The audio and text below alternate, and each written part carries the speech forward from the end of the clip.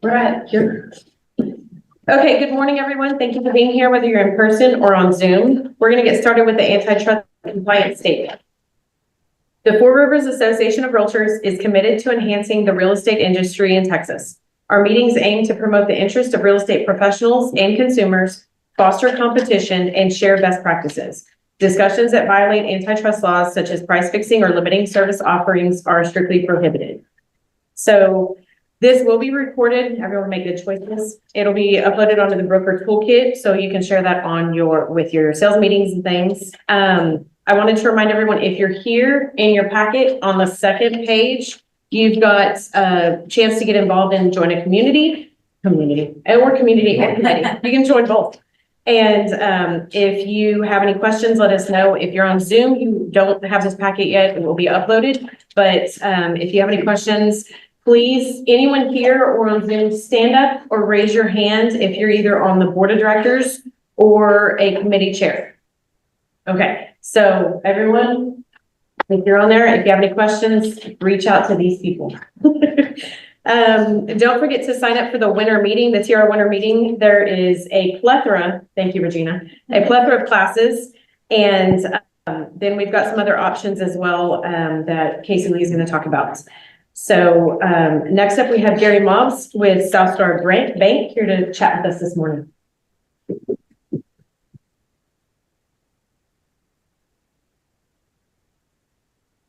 This is where I'm supposed to stand? I think so. That's good. Okay.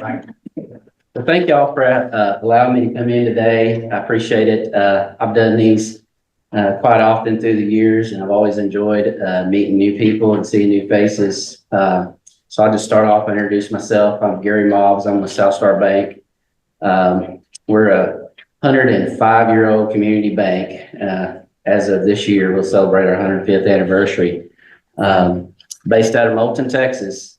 A lot of people don't know where Moulton is, but it's just a small community over between Shiner and Flatonia, and just a little small Czech community. That's where we started off, and then through the years we've expanded and grown our bank into what it is today, which is primarily a real estate lending bank. We do a lot of niche products. We've developed, a lot of people don't realize that we actually we do a mortgage warehouse program within our bank where we actually table fund mortgage loans for banks all over the United States. So we're involved in a lot of different aspects of the mortgage business. And so, like any other lender that you deal with, mortgage brokers, we offer the same Fannie and Freddie type loans, a lot of the, FHA, USDA type lending. We do everything.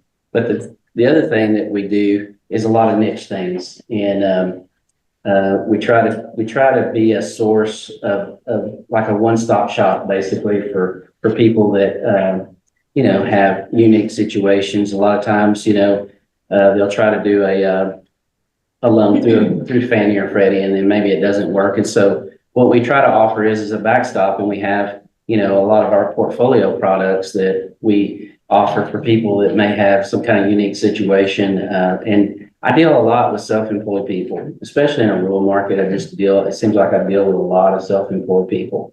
And so I try to dig a little deeper into the tax returns. A lot of times we can work with people that have some situations where they might not fit necessarily into a regular mortgage. And so, with that said, the other thing that we've expanded into is doing, more investment type lending. We do a lot. I work with a lot of real estate investors as well. And I just kind of wanted to highlight real briefly one of our new products that we rolled out here a few years ago. It's a lot of people don't know that you can do this, but we actually make loans to self-directed IRAs.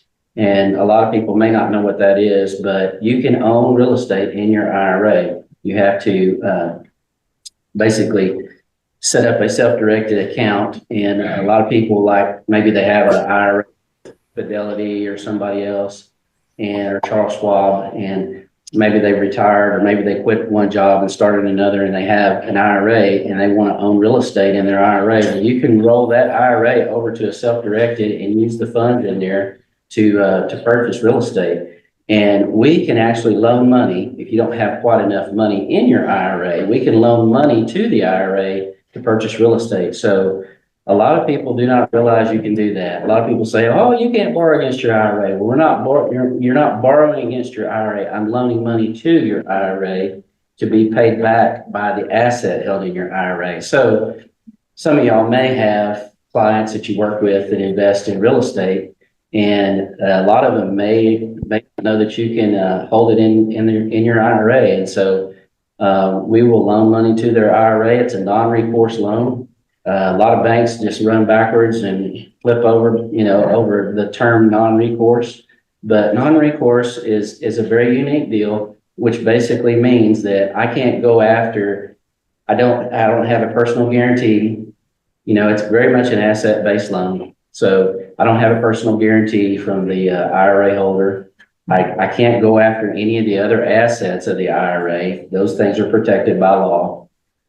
But in the event of default, I could foreclose on the property that we actually have as collateral. So when we underwrite one of these, really all we're doing is we're looking at the projected cash flow of the property. So let's just say you have a client that wants to buy a rental property and they want to hold it in their IRA. All we're going to look at is what the property will generate in cash flow. And we're going to look at what they have in their IRA as far as reserves and make sure that in the event that they had an extended, vacancy or whatever in the property and it didn't cash flow on its own, they got enough in their IRA to kind of feed it. And we do these at a maximum LTV of 60%. So you do have to have quite a bit of skin in the game. But at the end of the day, if someone puts 40% down on a property and it doesn't cash flow, it's probably not a very good investment, But these, like I said, they're non-recourse. We don't go after anything but the asset and product.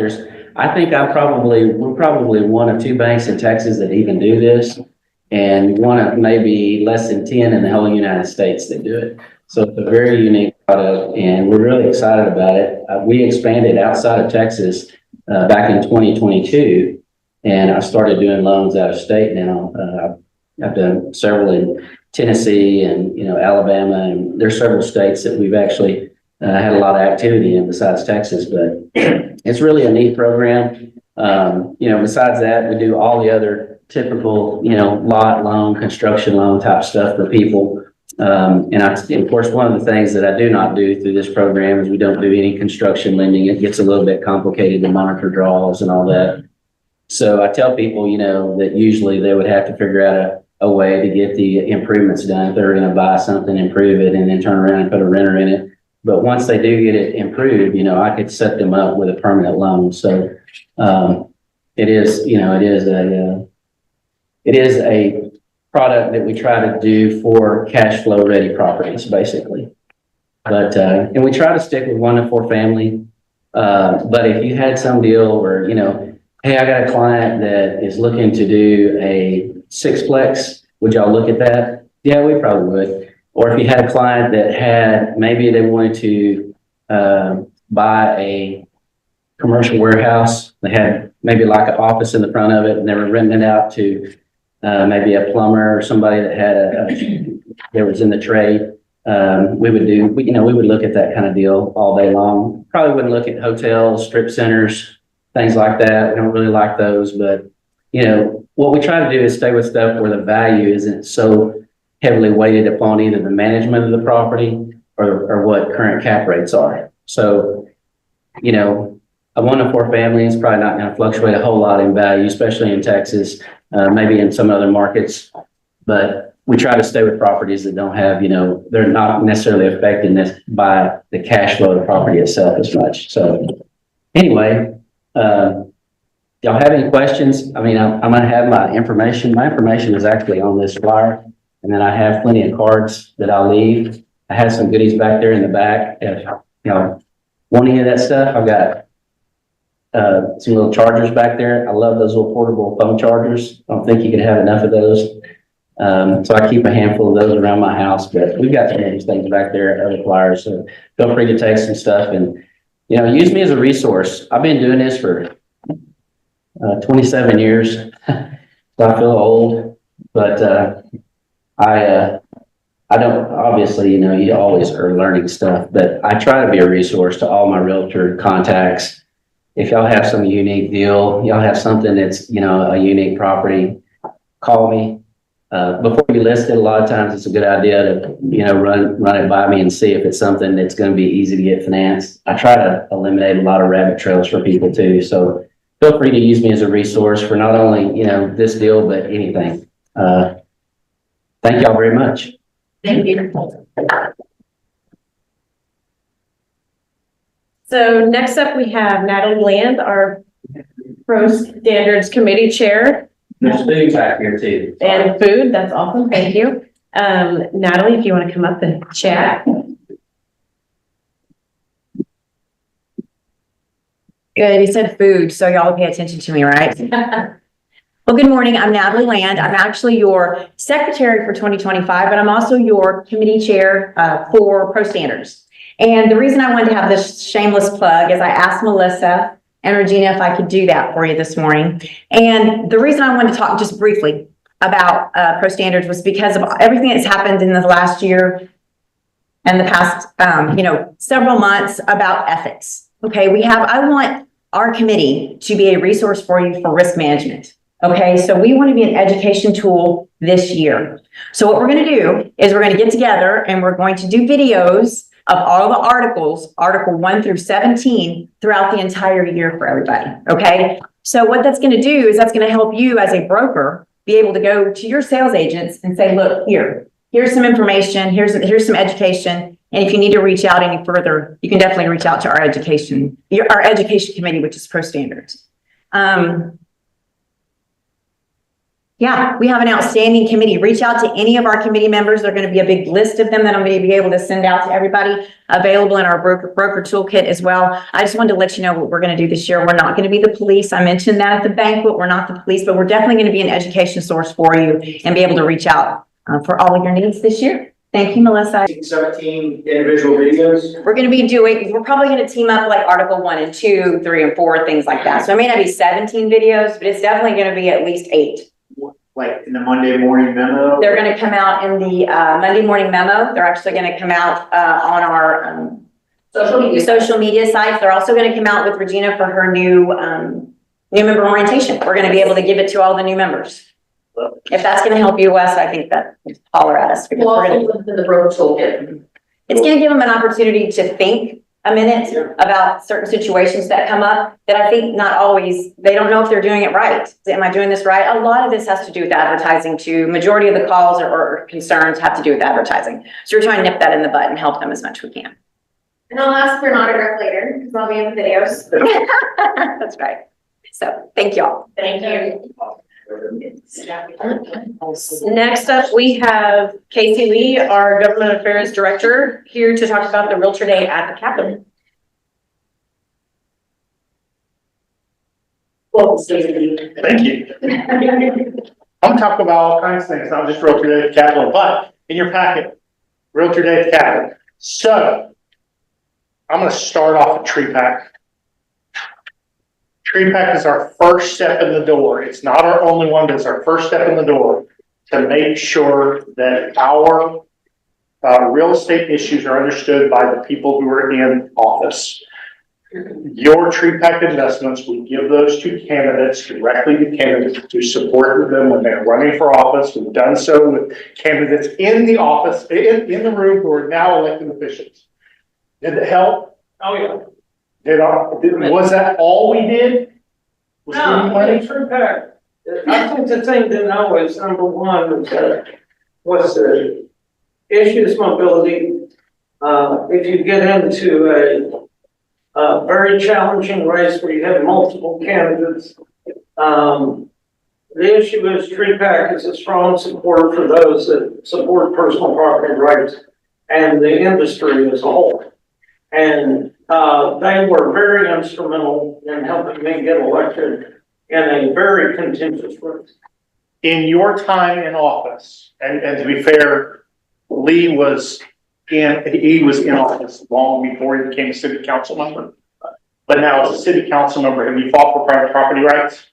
Oh, yeah. I mean, you deal with it every week. Did you understand the realtor position going into office? Right. That's what we want. We want realtor champions like Lee in office. All levels, local, state, and federal. Hasta la vista. Someone's not muted. We have a legislative session going on right now. So moving on to Realtor Day Capital. We have a legislative session going on right now. And one of the ways that we are effective at the legislature is we are able to go to them both when they are running for office, when they get into office, and when they're actually doing the job. We are able to go to them not as Wes Miller, who's involved in real estate, not as Wes Miller, single realtor, not as a room of us who go. We are able to go as 150,000 Texas realtors strong. And we're able to say, here's why real estate, private property rights, small business rights are important in Texas. And they listen to us. We're going to go to the Capitol. We're going to bring about 3,000 realtors to the Capitol. I hope that I bring everybody in this room and as many people as you can bring with me. I have a bus on March 26th. It's going to leave from this parking lot at 7:30 in the morning. We're going to start loading it at 7, and we're going to leave at 7:30 in the morning. We're going to go to the Capitol. We're going to spend all day, and then we're going to get on the bus at the end. We're going to talk to our legislators. We're going to get on the bus at the end. We're going to come back and we're going to have a little party on the way back.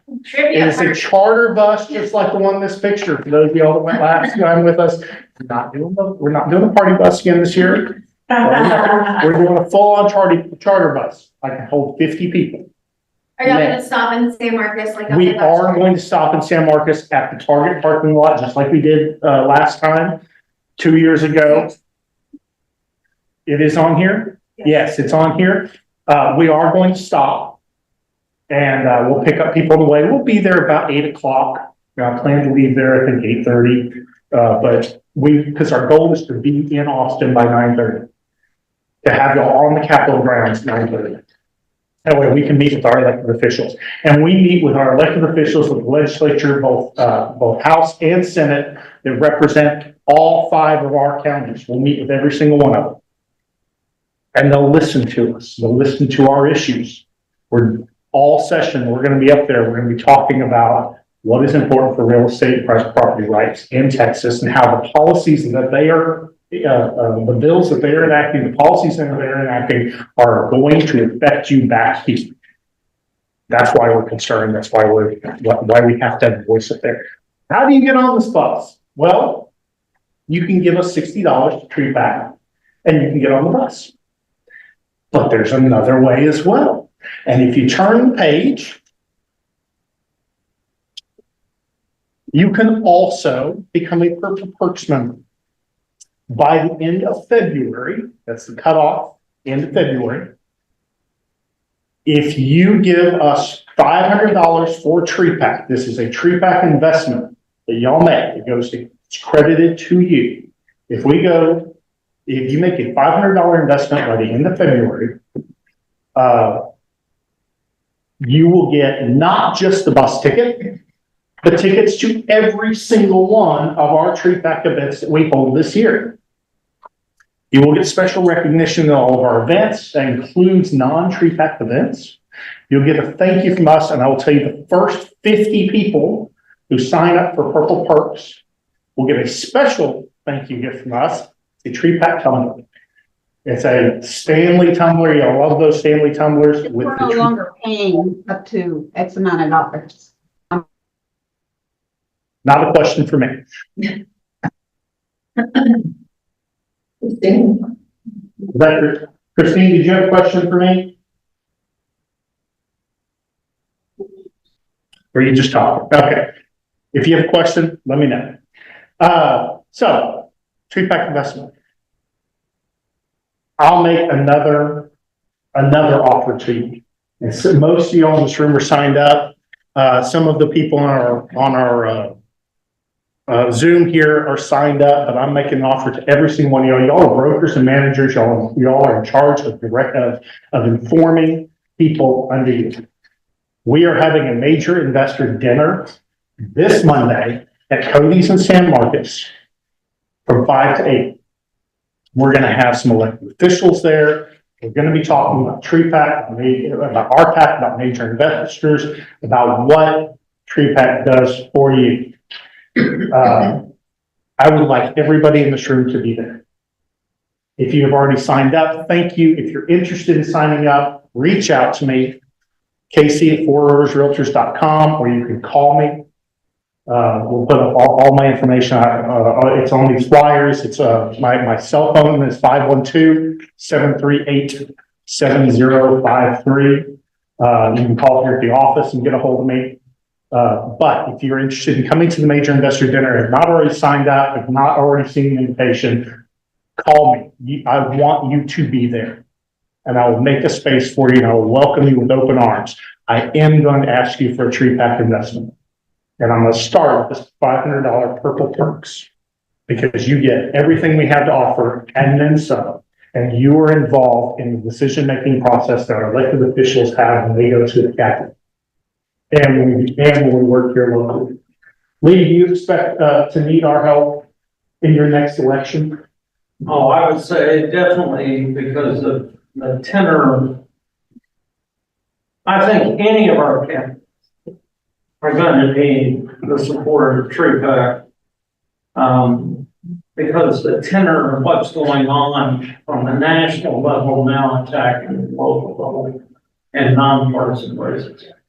And when Lee needs help, we're going to have a good relationship with him. We already do. We're going to continue to have a good relationship with him. And we are going to support Realtor champions. We're happy to do so. We interview everybody. We talk to all of them. We develop these relationships. It's not a one and done. He came to me this morning and he said, I need to have a conversation with you. We're going to have a conversation after this meeting. Right. Because he wants to talk to me about something important. This is the relationship that we have, and that we build through our TreePack investments, through our voting, through our interaction at every level. And remember, we're the purple party, not the red or the blue party. So incumbents that city races are non-partisan. Yeah. County races are partisan. And so. They shouldn't be, but they are. Yeah, I get it.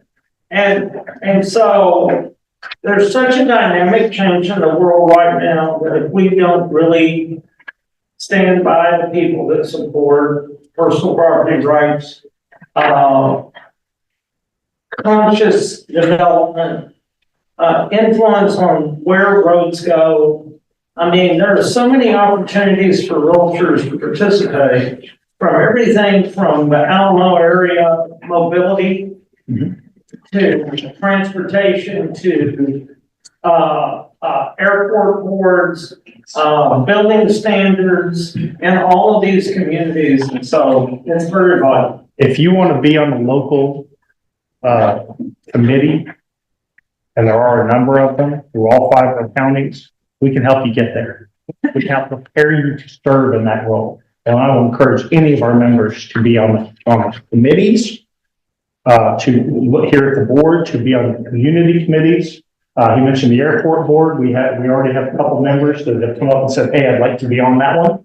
The airport commission, so let's work on getting them up there. We have people who have come up and said, Lee vacated the position on planning commission. We need to replace that. And so we've got a couple members that are working towards that. If you would like to see how we do that for our government affairs committees, if you'd like to see how one of our government affairs committees operates and things they're going to do this year, come to any of our government affairs committees. You're welcome. You're invited. We want you to be there. We want you to walk out with the knowledge that you need to be a better realtor. But we've got our Caldwell County Government Affairs Committee kickoff at the Pearl in Lockhart. That's a bar owned by one of our realtor members. She said you could have it. Have it for the night. Open it up. We're going to have our our Government Affairs Committee meeting for Caldwell County at the Pearl on January 31st. That's this Friday from 2 to 4 p.m. We'd love to see y'all there as well. If you're in the Caldwell County area, if you have any interest in that area, come out to the Pearl, have some fun with us. Meet a couple of elected officials that we have supported. Looking forward to see y'all there. Any questions? Questions online? And Raven has put all this information on the chat as well and in the packets. Turn the view to speaker, please. Turn the view to speaker, yes. Okay, well, he does that. Next up, Regina's gonna come up. She is our association executive, and she's gonna come up and talk about the Texas Realtors subscription program. And, Make it 10 on here. So Yes. 10, you have to turn your camera on. So Texas Realtors started a subscription program last year. If you look at your packets, I brought the wrong packets. Yes, I'm using the wrong program. Yeah. I'm working on multitasking, guys, so. My camera is not working right now, but, if anybody, I hope you all can hear me. This is a great program and, they're going to talk about it some more, but, I've been a subscriber to it for the last couple of years. Phenomenal way to, get a whole lot of, CE into your office. I use it to bring the agents in. Some offices, charge your agents for it. I don't do that. I think it's a perk, and I think it's a great way to bring your agents in and get them back engaged in the real estate world. But anyways, I'll let them talk about it some more. So, I know I'm short, sorry. We'll send this out to everybody, but they've got it. It's got a list of the entire year. What they're doing basically is saying that we have 10 links. So 10 brokers can do this. That's it. And, the cost right now is $625, but that's our cost. So if one person comes in, it's $625. If 10 people come in, we're going to divide the cost. So we're not using this as a moneymaker. It's strictly to provide a service for you, the broker. So as Tim does, he uses it to bring people coming into the office. You'll check them in and they get CE credit through you. So if you're the broker and you're going to have legal 1 and legal 2 at your office on the date that it's on the calendar, then you're able to do that. You become us basically. And you're able to do it just for your brokerage. So when you're talking about a value that you can do, they can still get it through us, but you have the ability to do that. If you have any questions, please don't hesitate to call myself or call Tim. Like I said, he's done it. He loves it. He was asking about it. So it's opening up, and I think the first class starts in March, but they do broker responsibility, legal, all the required ones, and then a plethora of electives that you can go from. And we'll have this up on the broker site today. Okay, that's it. Thank you.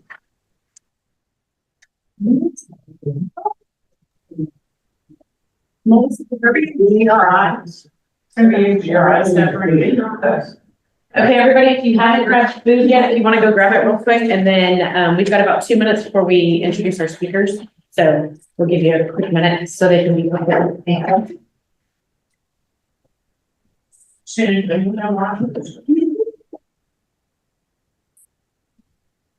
no plan GRI classes in that are live? No, okay. That comes from Texas Realtors and the instructors, and all of that's still set as virtual. And the designation classes are not part of the subscription program. I'll talk to the broker. Okay, so today we've got a couple of presenters to be on talking about the TREC updates and changes. First up, we have Scott Kessler. He's our TREC board chair. He is the past chair of Texas Realtors. Take 3 steps back. They can't see you. Now? Okay, sorry. He is our past chair of Texas Realtors, a broker of Century 21, El Paso. And he's definitely well-versed in all of your real estate needs. We also have Chelsea Buchholz. I'm sorry if I said that incorrectly. She is the executive director of the Texas Real Estate Commission and the Texas Appraiser Licensing and Certification Board. She's the first woman in agency history to assume the role of executive director. Prior to this position, she was with TREC General Counsel. And we also have Abby Lee. Abby currently serves as the general counsel for the Texas Real Estate Commission. Prior to joining Trek, Abby worked as in-house counsel for Texas Realtors for nearly 8 years, serving first as associate counsel, then senior associate counsel. Most recently, Abby served as an assistant general counsel for the Texas Medical Association. Abby graduated with honors from the University of Kansas in 2007 and received her JD from Baylor Law School in 2011. Thank you all very much for being here today. Thanks for having us. I'm having trouble. Then we'll go ahead and start. And somewhere along the line, you might be able to see us, but I can't guarantee that that will improve things for you in any regard. Scott, do you want to start us? Yeah, first of all, I mean, I've always been told I had a face for radio, but this is a little crazy. But thank y'all for inviting us, and thank you for making this virtual. It just gives us the opportunity to reach out to more people when we are virtual. We look forward to visiting with the local associations. I think that's one of the things we really focused on in the last few years was the outreach between the Texas Real Estate Commission and the local association. So we're great. It's great to be here, and I'm honored to have Chelsea with us and also Abby. And I'm going to turn it over to Chelsea, and then I'll jump in here in a little bit. Fantastic. Okay. Well, thanks for having us today. This is one of my favorite things to do, to talk to local boards. I didn't grow up in real estate.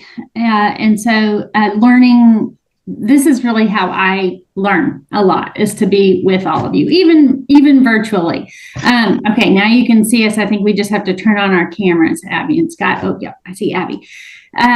So thanks for having us. It's always a pleasure. Because it's virtual, we just brought a team of folks. We've got the chair of our commission, Scott Kesner, and then I am executive director. I have been for about 5 years, but I still feel new.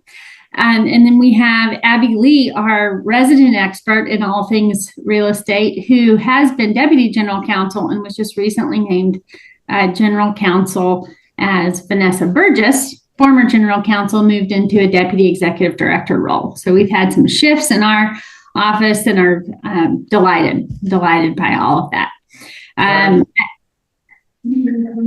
Abby, I'll let you say a hello and then we'll get started in the content. Yeah. Well, good morning, everyone. I echo the chair and Chelsea's sentiments. Thanks for having us. I'm excited to be here. As you heard, I'm pretty new in the general counsel role, but have been with the commission for a little shy of 5 years. And as you heard before that, I was with Texas Realtors, got to work with Casey for about 8 years. So it's always good to be back talking to y'all. Thanks.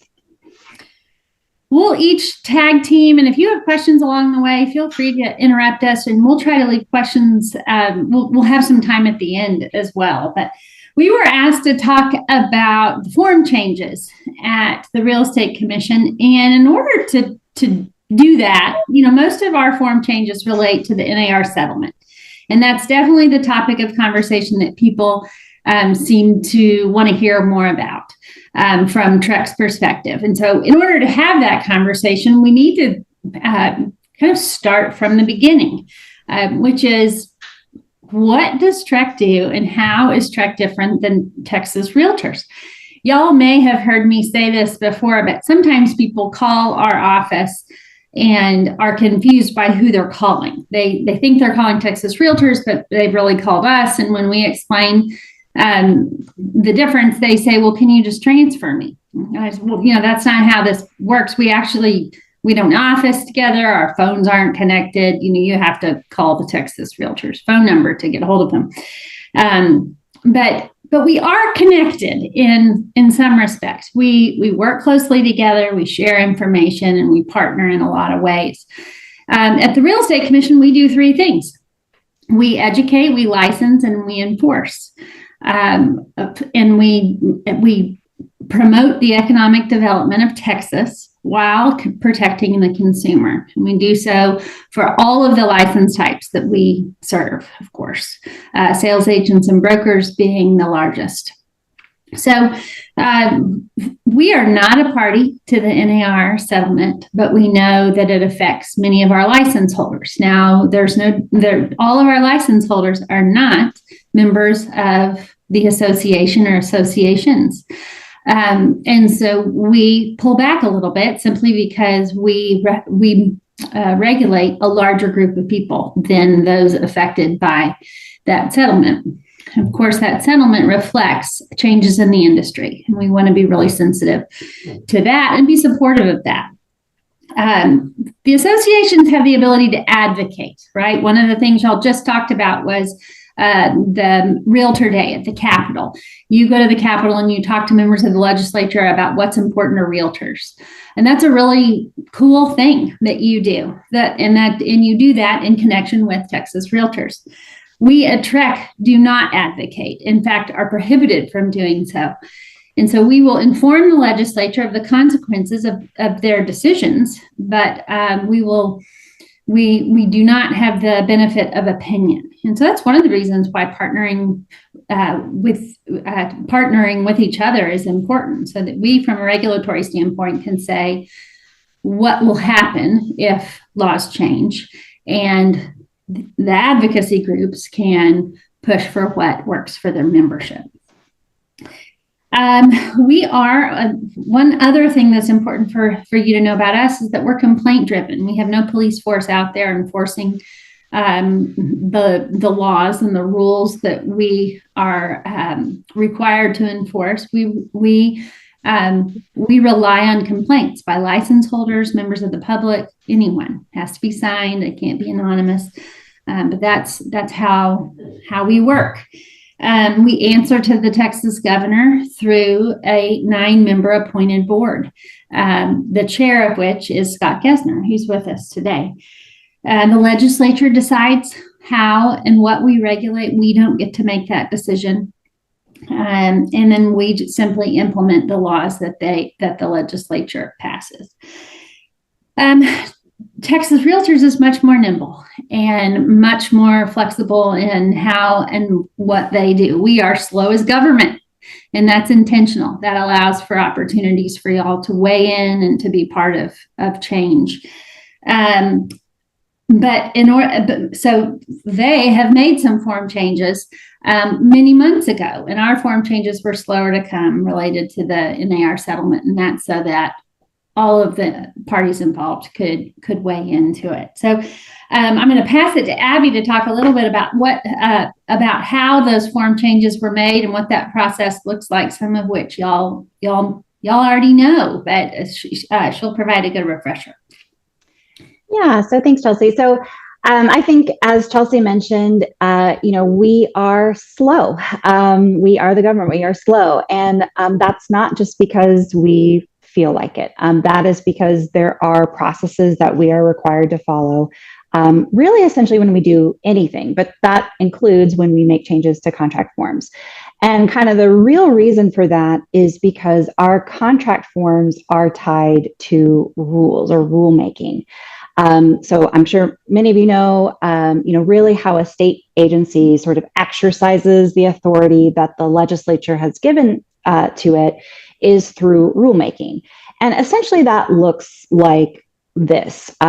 You have a time where a proposed change can be proposed formally, and then there's a time period where there is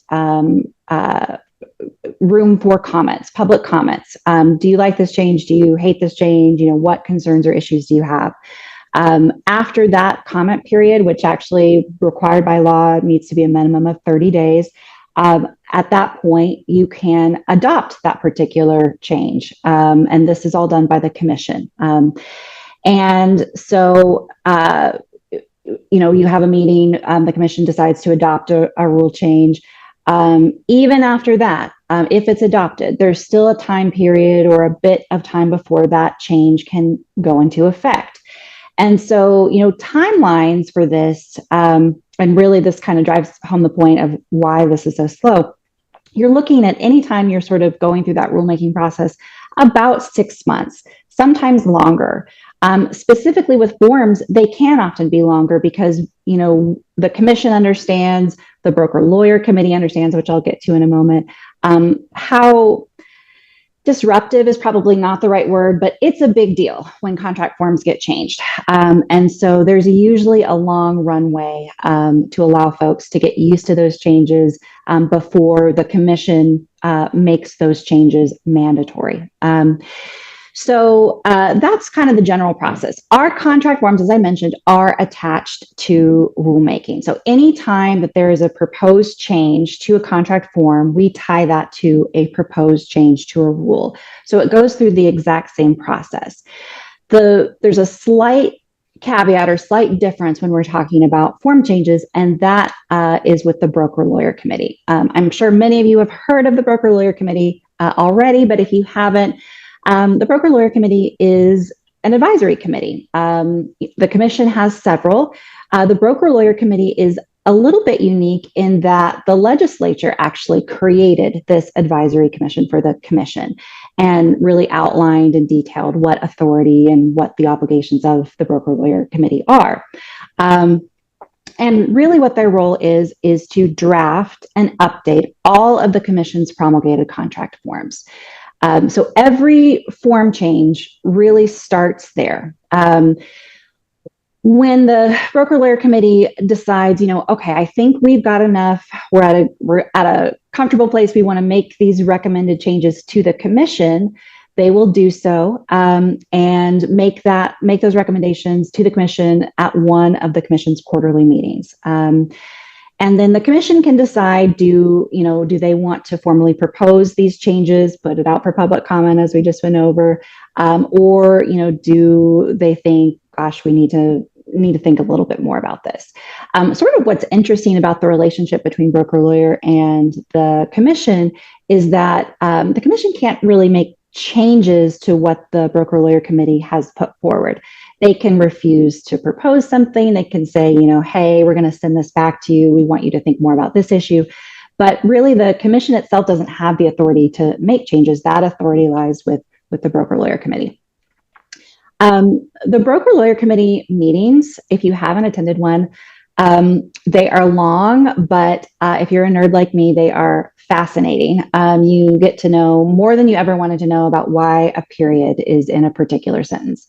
And they are long. They're routinely 6-7 hours long. And there's a good reason for that.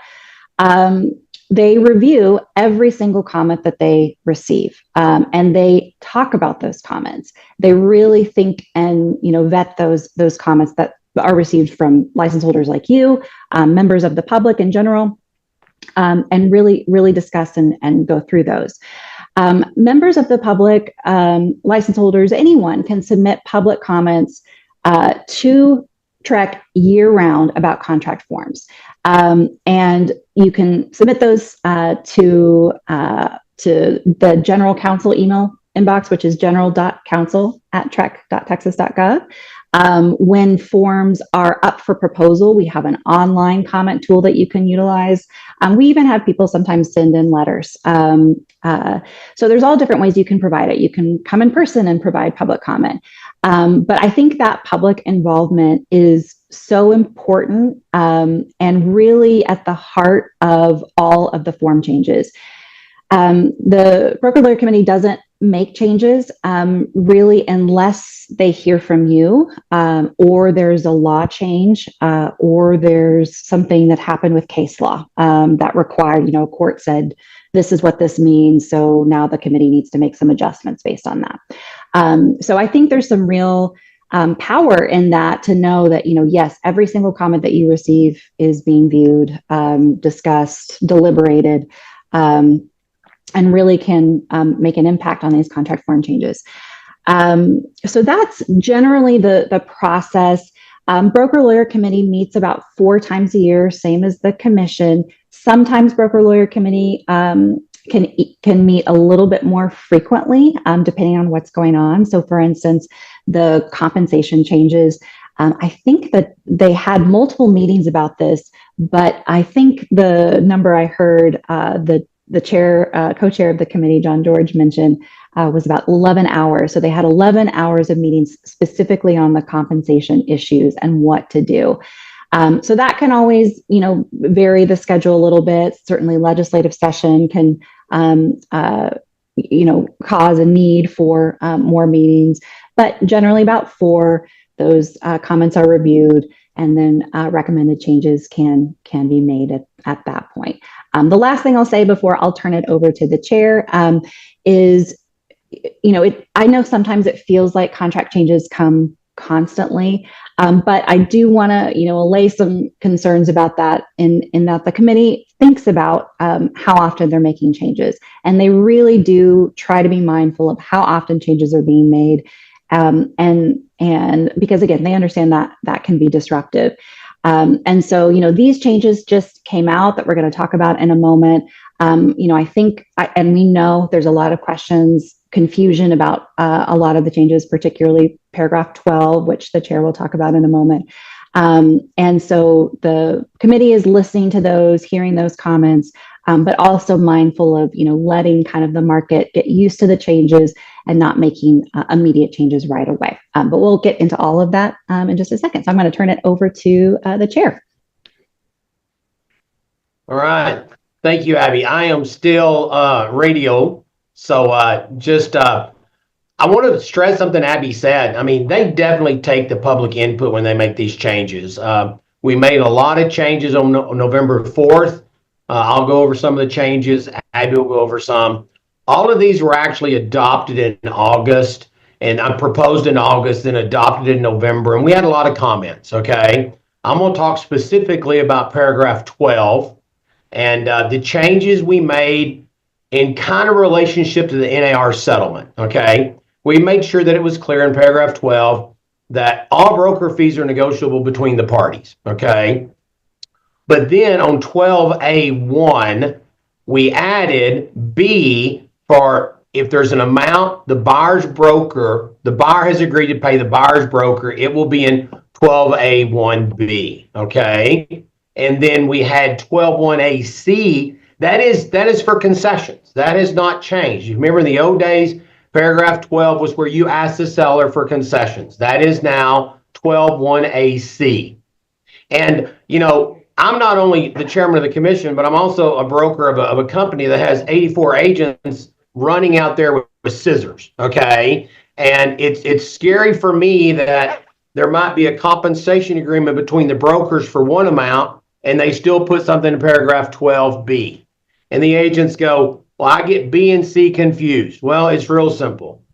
12A1B is broker compensation, buyer broker compensation. 12C is concessions. Now, if the brokers have agreed to pay each other through the listing broker and the buyer's broker, you will still execute page 10, okay, where it talks about the compensation between the brokers. I want to reference 2 articles. One of them was by John George, vice chair broker lawyer, that is just really smart and sharp. He has a post on Facebook explaining it. Texas Realtors came out last week with an article explaining it. But really, kind of like what Abby said, this will help solve the issue with the settlement as far as who's compensating who and how much. Still rely on the purchaser being allowed to ask for concessions. Is this the final answer? We don't know. We will certainly listen to comment and feedback, but in my local market in El Paso, we've had a really good response to it, okay?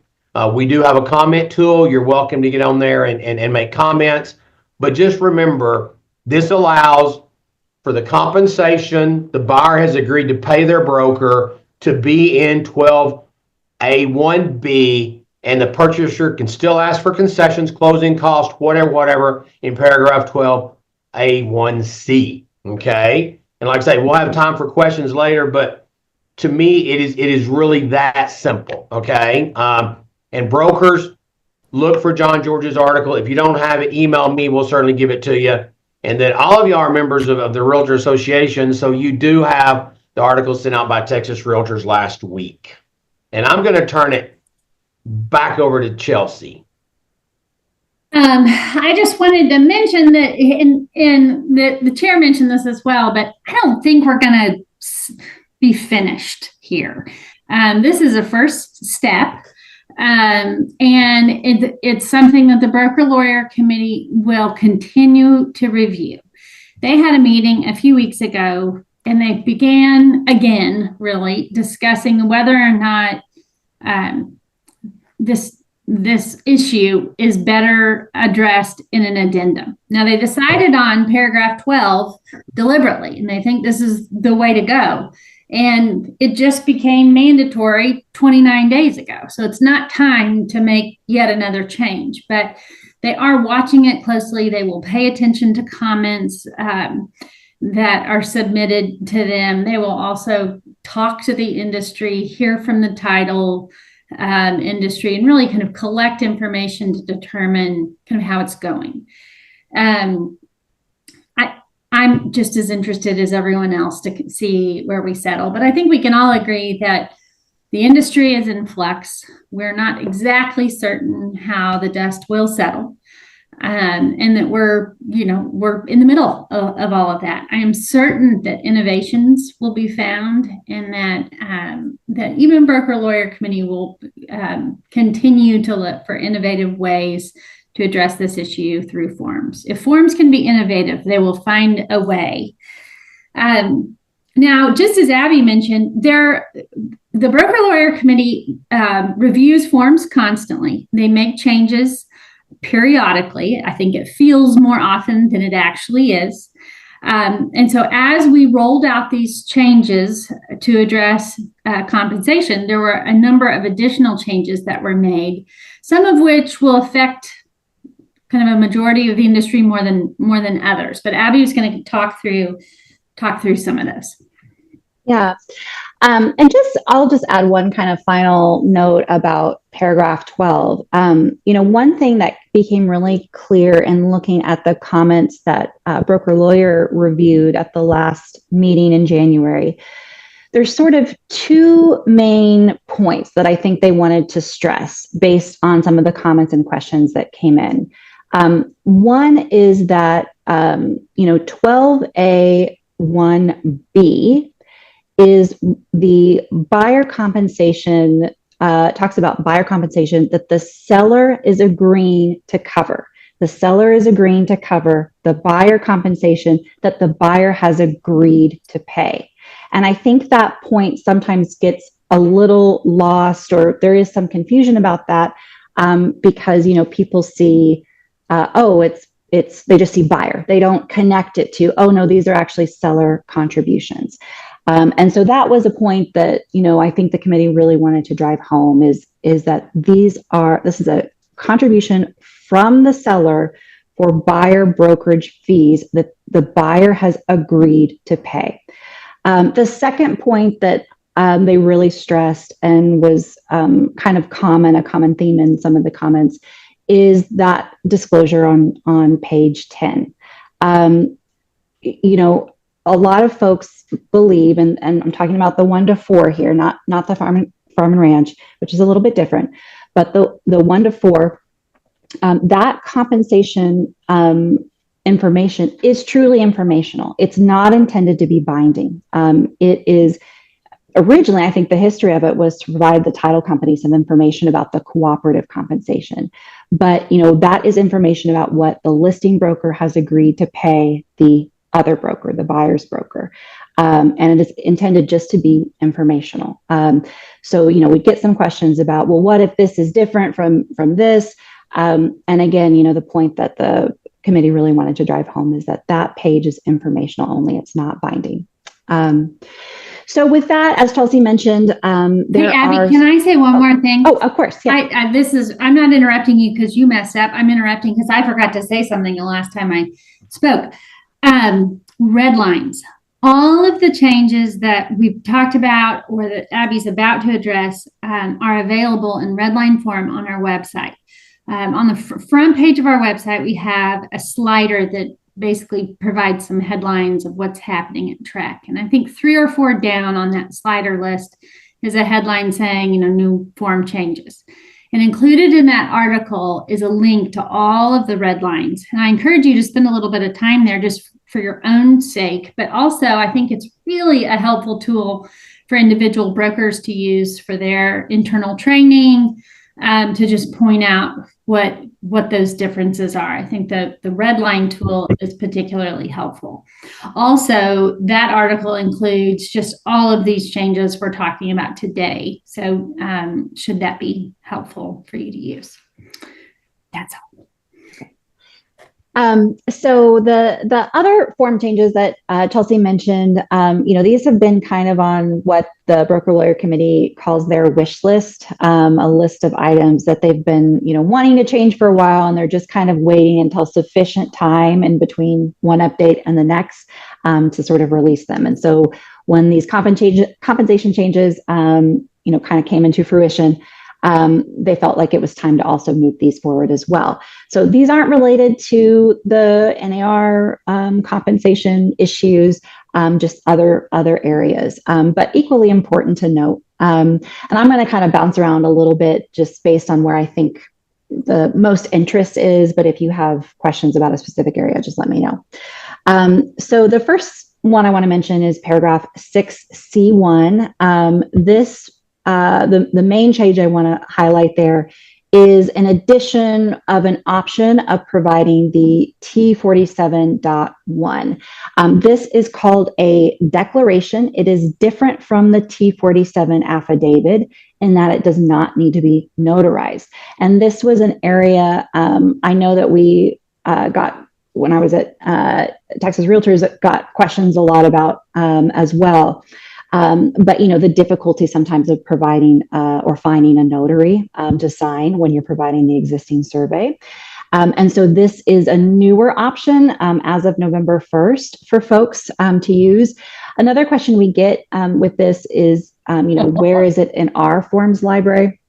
So we don't actually provide, Texas Real Estate Commission does not provide the T47 affidavit or the T47.1 declaration. That actually comes from TDI. I think Texas Realtors at least at one point provided the T47 affidavit in their forms library, so they may have something similar for that declaration, but just a newer option to use. Either one can be used, but again, if finding a notary is difficult, and I know that it is, this is something that allows you to kind of bypass that. The only kind of caveat with that is I believe the declaration, it's considered an unsworn declaration. And because of that, you do have to provide a birth date. And sometimes folks are a little hesitant to do that.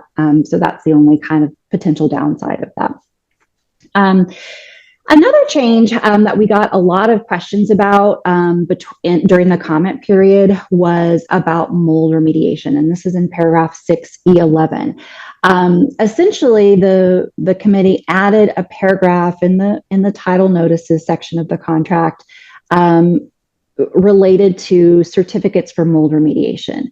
And basically that requirement is that a seller has to provide a copy to a buyer of any mold remediation certificate issued during the 5 years preceding the sale of the property.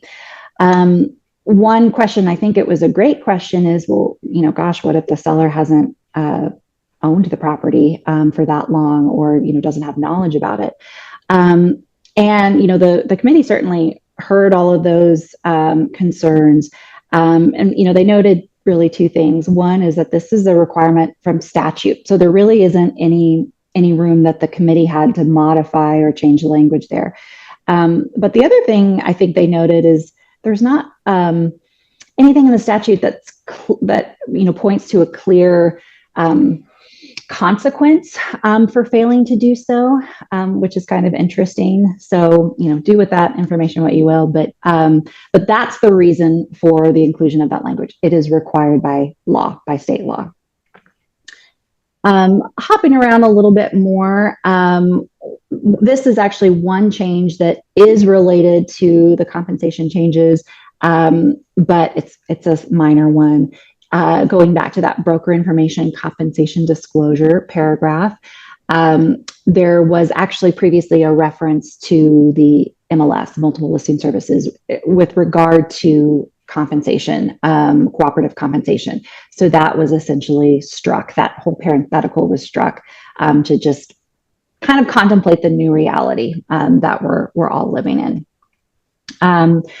Going back, paragraph 4 of the contract deals with leases.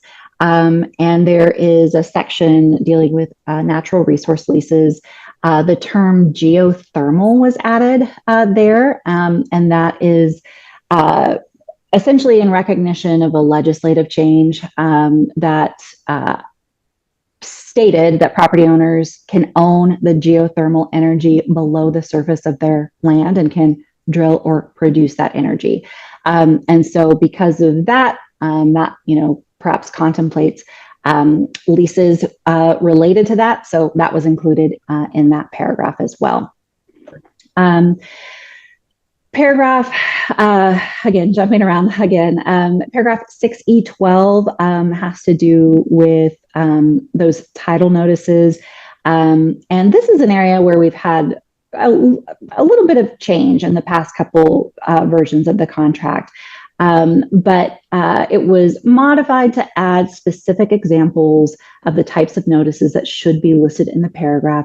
And then, and this is something that the committee talked a lot about, a caution about if you fail to provide those required notices, what remedies does that give the buyer? And that can sometimes give the buyer the remedy to terminate the contract. So it's important to be aware of those notices.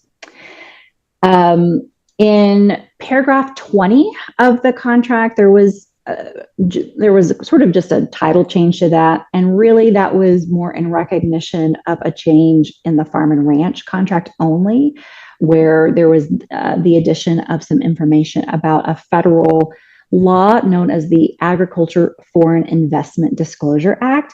That is similar kind of in nature to FERPTA. So the thought was, well, if we include that foreign seller information in the contract for farm and ranch, we should include this as well, because it's kind of in the same vein. And let's see, there were some other more non-substantive changes. I'm going to switch now to some of the other forms. I'm actually going to let the chair in a moment talk about the third-party financing addendum, but I'll hit some of the other form changes before that. So the condo resale certificate, that was amended. We actually got a comment from someone who pointed out that, hey, this resale certificate doesn't exactly mirror the property code, and it needs to. And so thanks to that comment, again, kind of reiterating the importance of public comments, the committee fixed that essentially. So now it lines up with the statute. In the unimproved property contract, paragraph 3D was amended to include that same sales price adjustment language that's in the farm and ranch over to the unimproved contract as well. The committee felt like, these are things that equally apply in the unimproved property contract situation. I've got two more here and then I'll switch it to the chair. So we've got the backup contract addendum. Some changes were made to provide more clarity on the timing and payment of earnest money and option fee and additional option fee. That was a point of confusion and concern. We would get a lot of comments about, okay, well, when do you pay the earnest money when you have a backup addendum or backup contract? When do you pay the option fee? And so the changes there were really brought forth to kind of solidify that. And then the last form is actually a new form. It's called the Addendum for Section 1031 Exchange.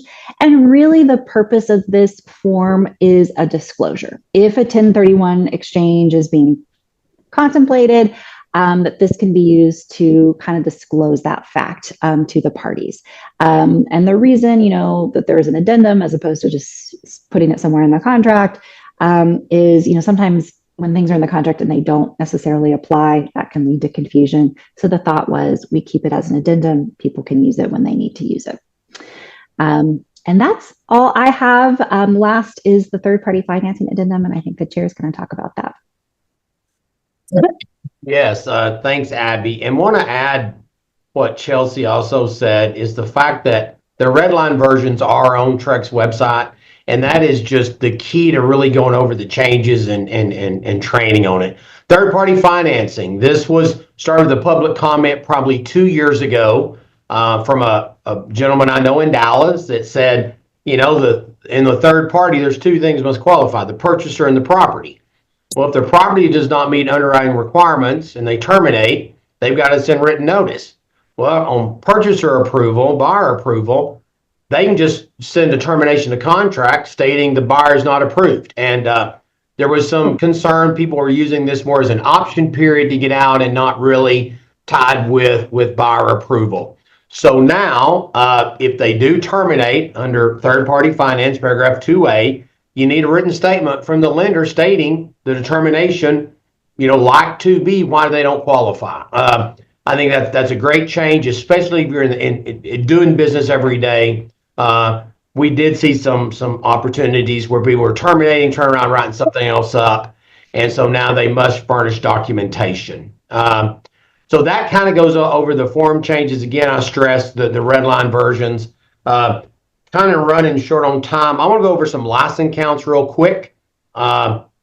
We currently supervise, manage, license 239,998 licensees. We need 2 more people, okay? And we probably have them by now because this number is a little bit old. Of that, 232,000 are broker and sales associates.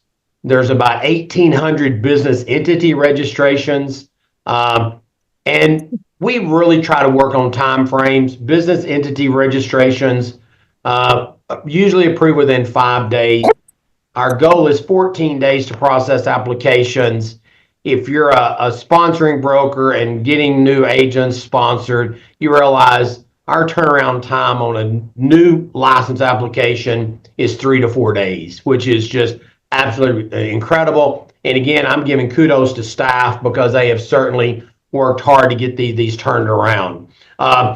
Last year, we had an increase in license counts just under 1%, 0.87%. We'll kind of see how that goes this year. You know, a lot of what we do at Trek, fees, programs, and whatever is based on license count.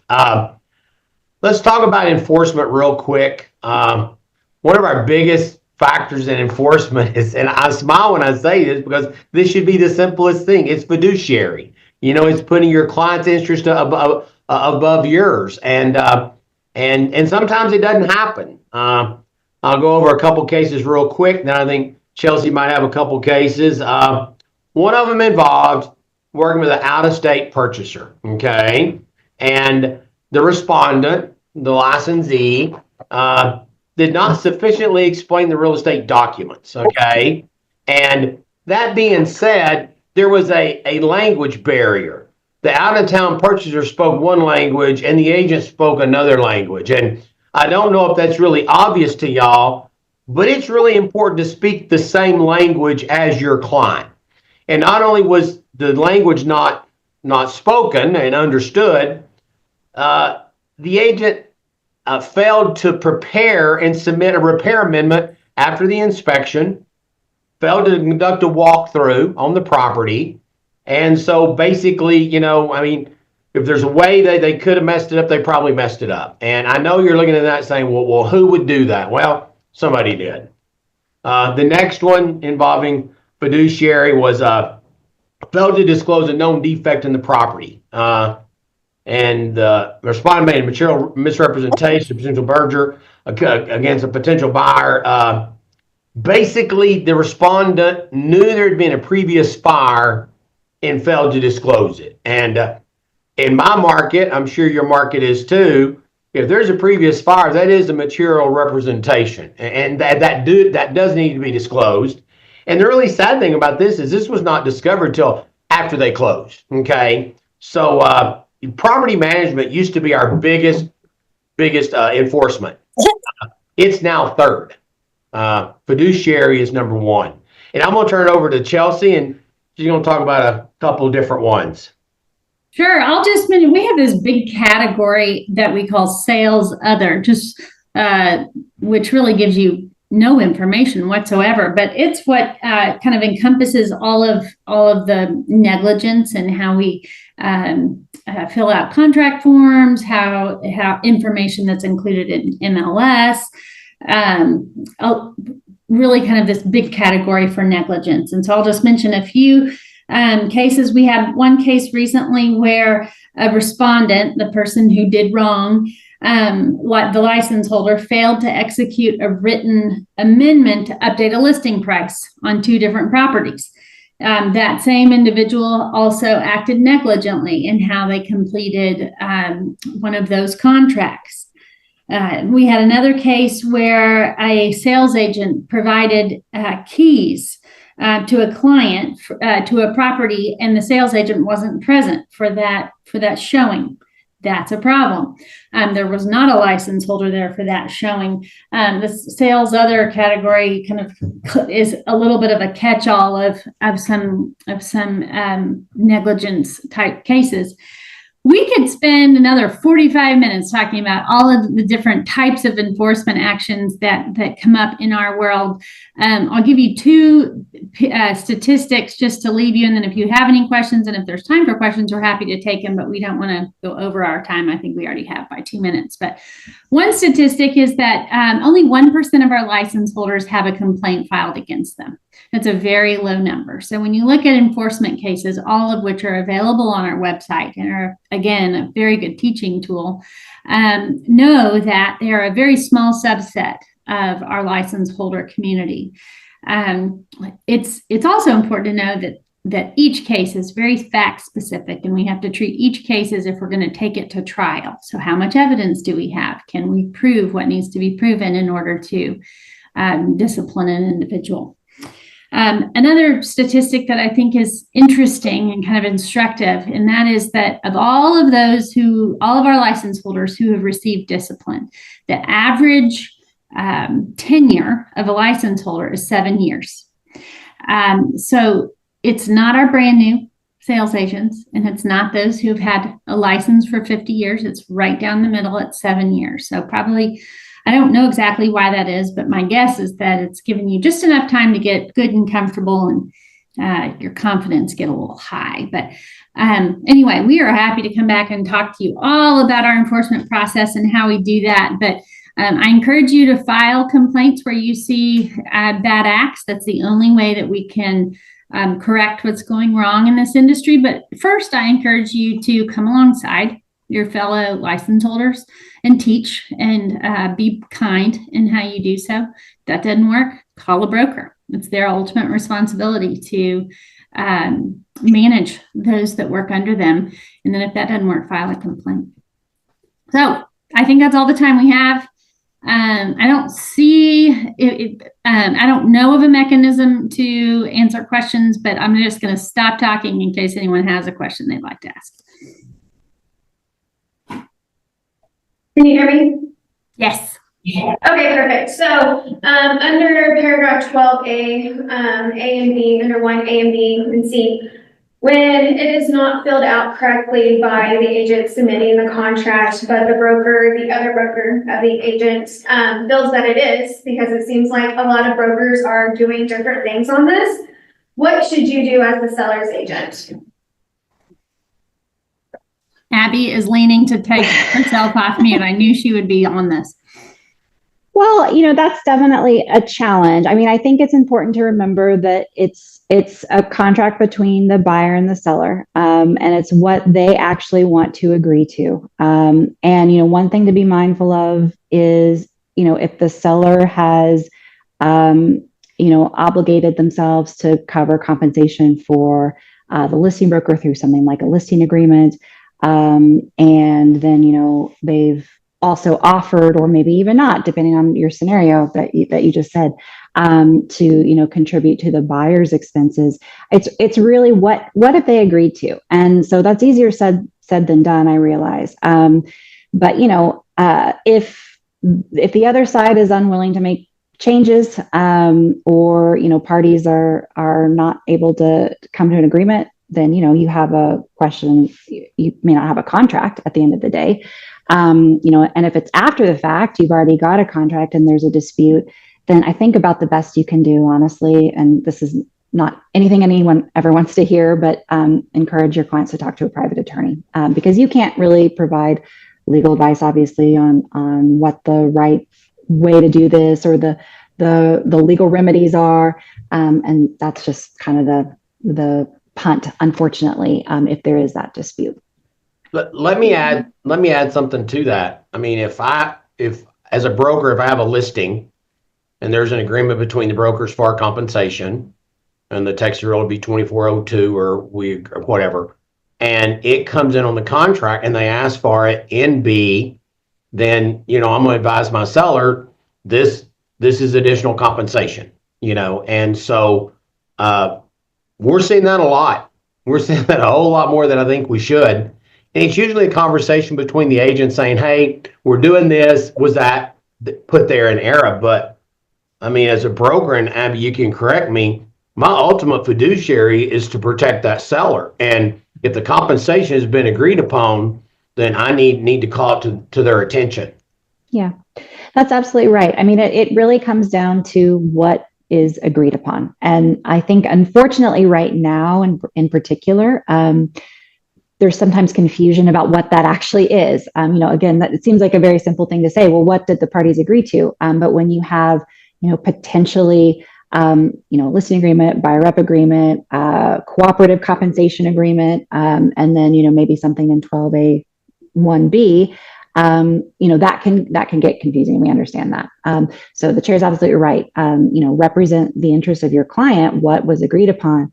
But, ultimately, if there's so much confusion that no one can really figure out what they did, that's when you may have to call the private attorney. Thank you. Any more questions? Questions in the room, questions online?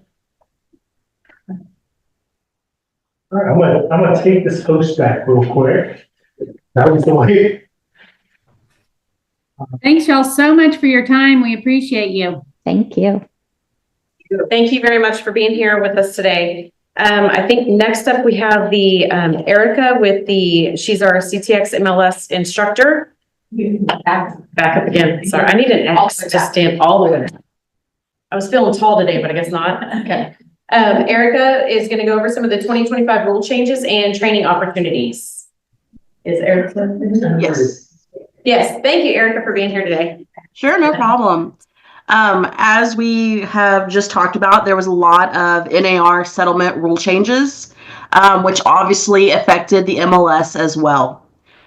So we had some rule changes that took place January 1st, just in case you were not aware.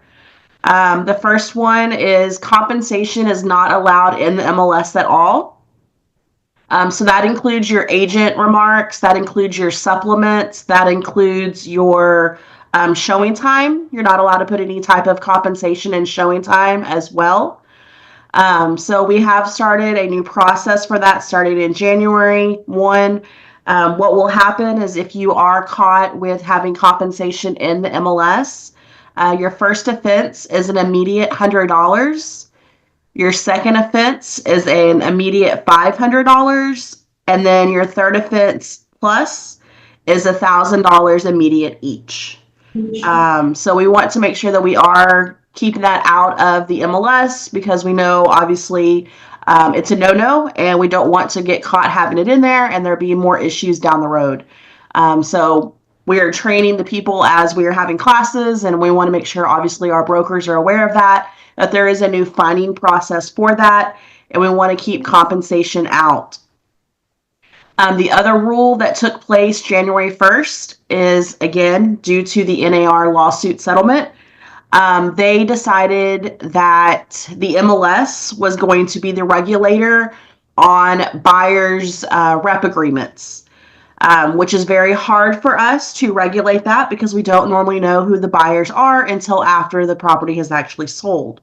So there is a rule in place. It is a warning. So we do have the authority. We previously already had the authority to ask you for a copy of your listing agreement. We now have the authority to ask you for a copy of the buyer agreement in the event that we need to review it. It is a rule now that you have to have it in place prior to touring a property. So we do have the authority to ask you for that as the MLS because we are now named as the person that has to regulate that.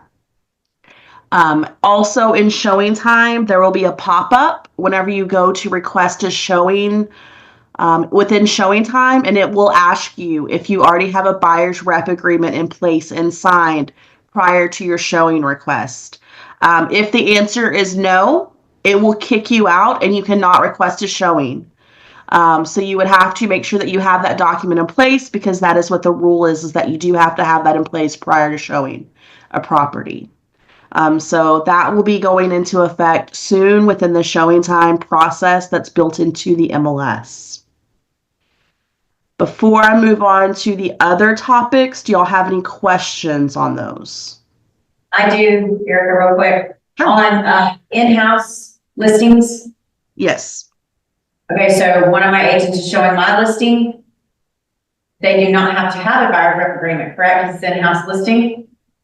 So there's an option whenever they go to, I can't tell you yay or nay. I'm not licensed.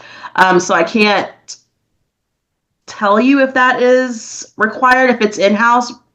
If it's all within the same brokerage, the broker technically owns the listing, correct? So if one agent is requesting a showing within, I can tell you system-wise, if one agent is requesting a showing within the system of another agent, the showing time is going to pop up and it's going to ask the question. But there is a option in there where it will state, if you are representing the seller, if you're an inspector, if you're an appraiser, things like that. And so you would probably be able to say that you're representing the seller because the listing is owned by the broker. But again, you would want to get legal advice on that. I'm not licensed and I can't advise on that. Legal advice on how to set up a showing on the buyer's side? No, if the form is required or not. No. If it's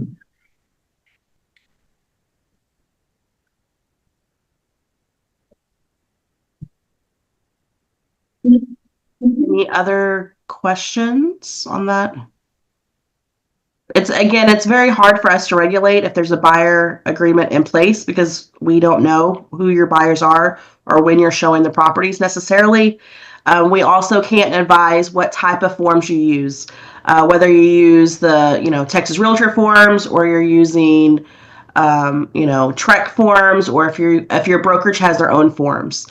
We can't tell you one particular form has to be used. We can just tell you that there has to be a signed document prior to showing. Yep. There are some system updates and new programs that are going to be going on soon that you're going to be noticing. We are fixing to have a system update, so there'll be some visual changes, some function changes that are going to be happening. I would say within the next 30 days. We're upgrading to Matrix 12.4, so we will have some changes coming in with that. Also, probably within the next month or two, we are partnering up with Omni MLS. If you're not sure of who they are, basically what is happening is we will be they're going to open a window pretty much. So when you log into our MLS, you will have the option to see their MLS with your current login. Omni MLS covers Mexico, Central America, and South America. So with your login, you will be able to see their MLS and the listings.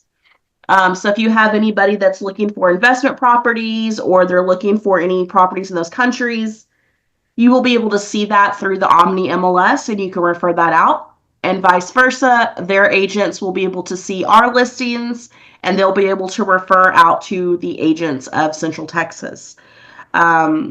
Mexico, Central America, and South America did not have uniformed real estate. Previously, it was kind of you had a hit or miss and go to different websites and hope they were legitimate to figure out what properties were for sale. But now they have copied the US format, and so they have unified with MLS, and they're using the same matrix software that we currently are using, so it meshes very well. So that will be happening roughly in about a month or two. So you'll have that option within the system. There'll be a little drop down and you'll be able to select it and see the properties in those areas. Also, probably within the next, I would say 2 to 4 months, we are adding AI to our system. Again, everything that I'm naming is already included with your membership. There's not any additional fees, anything like that. It's just going to be some changes. So we are adding AI within the next 2 to 4 months. We'll have training, we'll have notifications that will be coming out. You'll definitely want to follow our Facebook page. That will be where I'll post training opportunities. I'll do little like, hey, this is going to be happening next month, things like that. Our Facebook, just in case you do not follow it, it's Central Texas Multiple Listing Service, all spelled out. But with the AI, basically, whenever you go to put in your listings, it's going to be in reverse. So we will have lots of training prior to launch date on the AI. Currently, whenever you put in a listing, you fill in all the lovely boxes and then you upload your photos. Once we get the AI added in, we will actually upload photos first. AI will read the photos, and then that will generate a lot of that information on your listing for you. You as the human will still be able to verify that that information is correct and either use the information or not use the information. It's up to you. The bonus that we see for this is it's going to cut down on your creation time of the listings. We will be able to have more data in the MLS. Not all users, but most users of the MLS, they do the bare minimum. So we will actually have more data in the MLS, and you'll be able to view that on the listings as well. And then the AI will also give you options, and it will create property remarks for the property. So you'll have different format options, like do you want a professional description? Do you want a more casual description? And it will create it. Again, you can alter that if you choose to.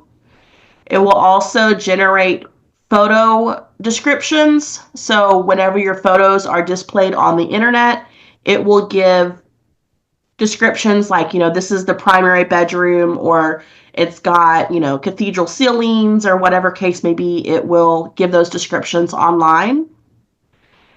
The AI will also flow over to your One Home product, which is your client portal. So what will happen with there is that your clients, while they're searching through the client portal, if they see a certain kitchen that they like, or maybe the house that they like the kitchen, it's not available, but they want a house very similar to that, they'll be able to search for that particular format, or that they can upload a photo, and the product will search for things that are very similar to what their want is. That will help you as the agent, and it will also help the client. Any questions on the products? Erica, I have a question. Sure. When you're talking about creation time and Omni, Mexico listings being added, I think that's great stuff.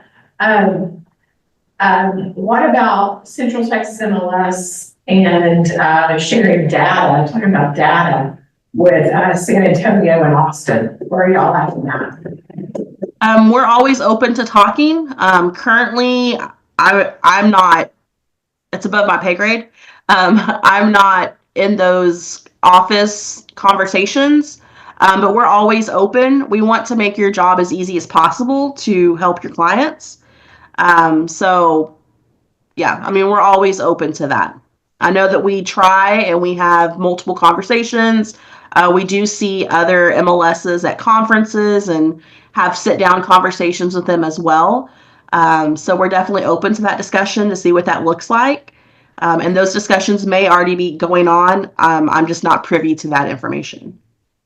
Erica, at our next program manager meeting, can we request Becky give us a better update on that? Because we have heard for the last several years that we are open to those conversations, but there's been nothing more than that. And I know we are privy to what we can and cannot know being a shareholder. However, we would just like a better update because of our location and what the territory we cover. Yeah, definitely. I can pass that on to Becky. I know I kind of am a fill-in at the moment because she's at a conference, but I can definitely pass that on to her. I would appreciate it, just more in depth instead of very vague, because it just, you know, helps us out on the other end. Sure, definitely. Just quickly on training, I am a licensee instructor through Texas Realtors, so I do offer free CE to our members. I hold new member orientation if they choose to take it via Zoom. I do a fine waiver class, so if they receive a fine, they have that option to get training on the rules instead of having to pay money out of their pocket if they do receive a fine. And then the CE classes, I currently have 3 different classes that I teach, which add up to 7 hours worth of free CE that they can take. And everything that I teach is MLS related or a product within our system that they already have access to. So we do offer the free CE. We also offer, of course, training.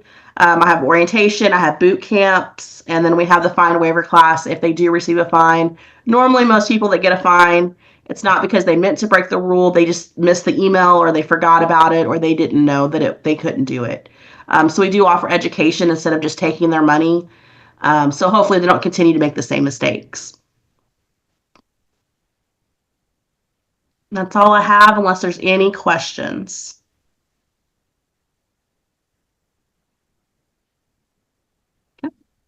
See questions, do you have? Okay, thank you so much, Erica. I appreciate it. Thank you for being here. We're actually a couple minutes over on our time, but for you guys here or online, we've got, let's give like 5 minutes. Does anybody have any questions, comments, feedback? No? All right. I do have a, No, you don't. I have one feedback. She's like, no, you don't. When Shrek is talking about contracts, if they could put the contract that they are talking about on the screen, I think like got a contract with me to go back and look at it, but I don't think we will memorize the whole contracts. Okay. Duly noted, definitely. That would just be on. Yeah, and I think the blend of live with Zoom is difficult. I think it's really distracting, but that's just me, I'm a live person. If we're gonna be live, let's be live. Okay. Yeah, because if it's a broker manager meeting and we're supposed to be collaborating and discussing, and we're looking at 2 screens that are kind of crazy and distracting, I don't think it's effective. Okay. Well, being there's only 2 people per county that we represent in this meeting, I think we're out of here. Yeah. If you can't come to this, then Sorry, Zoom, you'll have to come see us. I do know a lot of people are sick, as Melissa was Yes. telling me right now. I get that, Yeah. Operations key. but I'm just waiting to have 8 people in the room. Yeah. But when you're discussing complicated issues, it's generally better to have it live where you can interact and go, really, what did you mean by that?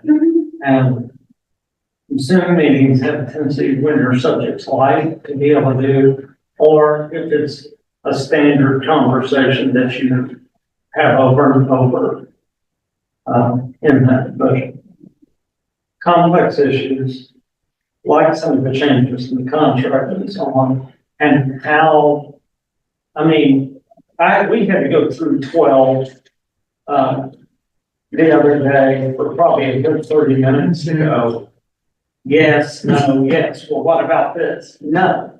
Yeah, scenarios. Yeah, because it's a process. It is. So anything that's a process.